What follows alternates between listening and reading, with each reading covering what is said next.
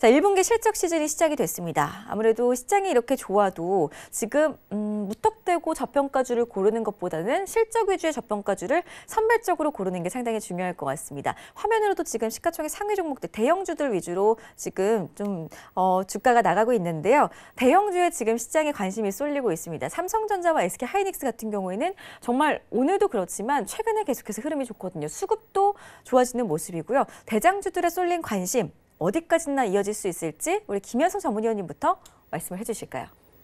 네. 대장주들에 대한 관심은 앞으로도 지속될 것이다라고 일단 결론부터 말씀드리겠습니다. 네. 다만 아래 공포와 함께 지난주까지 미중 간의 무역 협상 우려감들이 또 있으면서 시장은 굉장히 또 어려웠었습니다, 사실은. 하지만 실질적으로 외국인들이 2019년도 1월부터 지금까지 4조 원 가까이 삼성전자와 하이닉스를 1월 달에만 매수하면서 강력한 바닥권에서 매집에 들어가 있던 상태였죠. 그리고 약간의 시장의 조정과 함께 경기 둔화 우려감, 그리고 디램 가격 하락과 반도체 가격 하락에 대한 우려감들이 지속적으로 실적 악화에 대한 얘기들이 나오면서 그동안 사실상 삼성전자와 하이닉스가 1월 반등 이후에 지지부진한 흐름을 보여줬었죠. 하지만 시장은 굉장히 지금 현재 딜레마에 빠져야 될 고민의 시기입니다.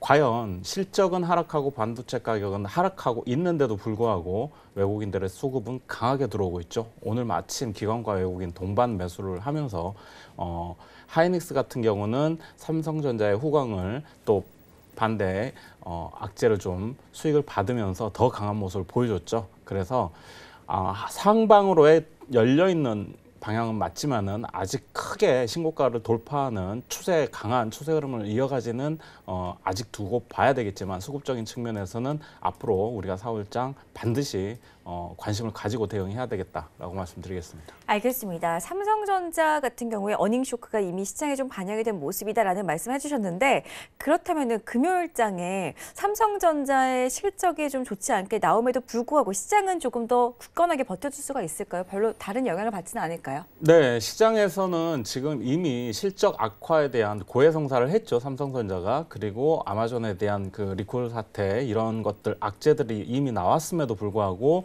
주가가 만약에 그거에 반응했다면 큰 폭의 폭락을 보여주거나 지지선을 이탈했어야 하는데 그럼에도 불구하고 주가는 크게 밀리지 않은 상황에서 오늘 다시 반등을 하면서 수급이 들어왔었죠. 그래서 이미 실적과 이런 악화된 어닝 쇼크 이런 것들은 실적은 이미 주가에 다 반영이 됐다. 시장은 앞으로 2분기에 어떤 반도체 업황의 마지막 바닥권을 인식하는 측면이 강하게 부각되면서 앞으로의 중장기적으로 하반기 상승에 대한 선제적인 어떤 수급 흐름이 보여주지 않았나라고 보여집니다.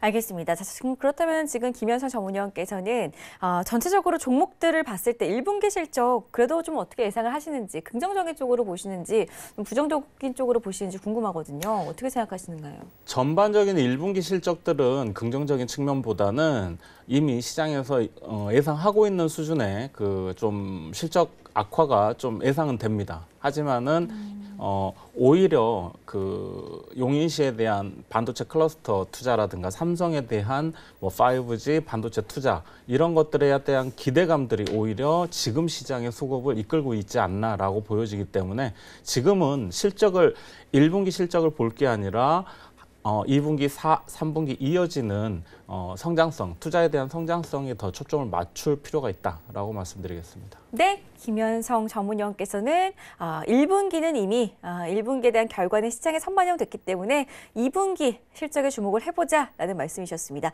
자, 그렇다면 김현성 전문위원께서는 지금 대장주들을 비롯해서 1분기 실적 시즌인데 좀 어떻게 생각을 하고 계시는지 한 말씀 들어볼게요. 이름이 바뀐 것 같습니다. 우리 하채기 전문위원님. 예. 좋네요. 제가 오늘 이렇게 말씀을 해주셔가지고 더욱더 열심히 외울 수가 있을 것 같습니다. 우리 하채기 전문위원님 저와 오늘 처음 뵙는 날이기 때문에 예. 제가 좀 이름을 실수를 했습니다. 예. 시장에 대해서 자세한 분석, 날카로운 분석 부탁드릴게요. 예, 알겠습니다. 지금 대장주 역할을 하는 것은 특별하게 없습니다. 근데 이제 삼성전자가 이제 시장을 좀 주도를 하고 있는데 우리나라의 시가총액에서 삼성전자가 22%의 비중을 차지하고 그다음 2위인 그다음 SK하이닉스가 4%를 차지합니다. 그래서 삼성전자가 가면은 국내 시장은 가는 그런 시스템이 되어 있습니다. 그래서 삼성전자의 주가의 흐름을 좀 보기 전에 우리가 뭐 글로벌 시장에서의 많은 지표들이 있어요. 근데 세계 시장에서의 반도체의 시장을 선도를 하고 대표적인 역할을 하는 데가 바로 필라델피아 반도체 지수입니다.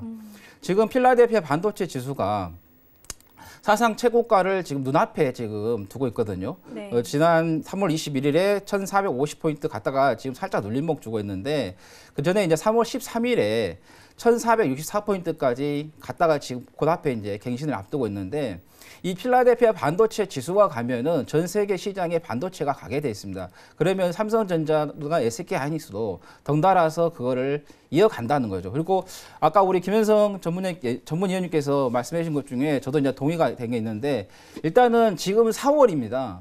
이 주가라는 것은 선반영이 되기 때문에 이미 이 실적은 1월부터 3월까지 실적은 끝났고, 근데 지금 나중에 이제 집계가 되기 때문에 그렇지, 일단은 예, 삼성전자의 추세는 저는 좀 강력하게 좀 갈 수가 있겠다. 왜냐면은 시장이 지금 1차 눌림목 주고 2차 눌림목에서 다시 이제 재차 상승한 흐름인데 이 삼성전자가 가지 않으면은 시장은 갈 수가 없습니다. 그래서 어떻게 보면 삼성전자라는 종목은 우리나라의 대표 종목이기 때문에 어떻게 보면 업종 지수하고 동일하게 같이 보면서 여러분들께서 대응하셔도 좋은 하나의 요인이다 말씀드리겠고, 그 다음에 지금 시장은 지금 대형주하고 중형주하고 소형주하고 나눠져 있습니다. 근데 코스피 같은 경우는 대형주가 어느 정도 지금 치고 나가고 있는 흐름이고, 그 다음에 코스닥 같은 경우는 소형주가 지금 가장 강력하게 치고 가고 있다. 그래서 코스피 쪽에서의 그 대형주 쪽과 그다음에 코스닥 쪽의 소형주 쪽을 좀 주목하시면서 대응하시면 좋겠다라는 거고, 그리고 시장이 이제는 이제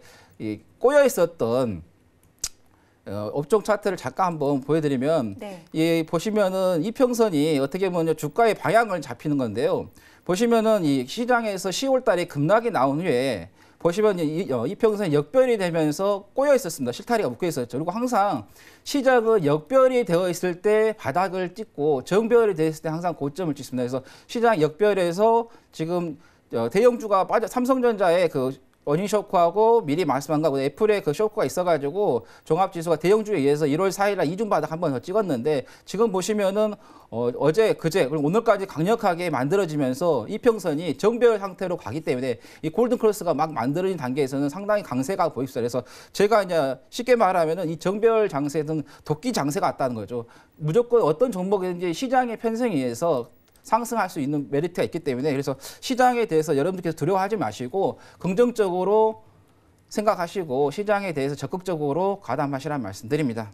알겠습니다. 정배열 도끼 장세에 진입을 했기 때문에 시장에 적극적으로 좀 대응을 해보자라는 우리 하채기 전문위원의 말씀이셨습니다. 그렇다면 대장주 중에 좀 대표적으로 어떤 종목들 눈여겨보면 좋을지 몇 가지 종목 한번 꼽아볼까요? 일단 아까 말씀드린 것처럼 삼성전자가 가야지만이 시장이 가는 추세이기 때문에, 그래서 지금 삼성전자 같은 경우도 오늘 이제 시가 대비해서 이제 음봉을 좀 만들었지만은 지금 보시면은 2월 25일에 단기 고점을 찍고 자 눌림목에서 61선과 120선에 지금 지지를 받았습니다. 그리고 지금 보시면 11선과 5일선, 21선, 60선, 120선인데 이 5일선이 11선을 따라잡는 것은 순식간이죠. 왜냐하면 단기 이평선 같은 경우는 조금만 가격이 올라가면은 따라잡기 때문에, 그리고 오늘 이제 이평선의 가격이 최종적으로 집계가 안 됐고 내일 아침에 이제 다시 한번 최종 집계가 될 건데 장 출발 전에 아마 이 이평선이 거의 5일선이 11선을 붙이거나 아니면은 돌파하는 흐름이 나거든요. 그래서 정별이 되면서 삼성전자의 주가도 같은 흐름으로서 조금 강세를 보일 수 있겠다는 말씀드립니다. 알겠습니다. 삼성전자 이제 드디어 좀 본격 상승의 랠리를 펼칠 수 있을지 기대가 되는데요. 삼성전자 종목. 네. 여기서 제가 한번 말씀드리겠습니다. 네. 삼성전자가 여기에서 좋은 흐름을 만들고 있지만은 이게 시장하고 같이 가는 흐름이기 때문에 만약에 시장이 맞아요. 삼성전자의 최고가를 갱신 못하고 미리 또 빠질 수도 있기 때문에 지금 현재 시장에서의 상승 흐름을 보시다가 우리가 캔들과 거래량과 이평선이 있는데 만약에 캔들 쪽에서의 강한 음봉이 나오면은 그때는 뭐 삼성전자를 비롯해서 기타 종목들을 조금 비중을 축소를 하면서 포트를 재구성하시는 게 좋겠다는 말씀드립니다.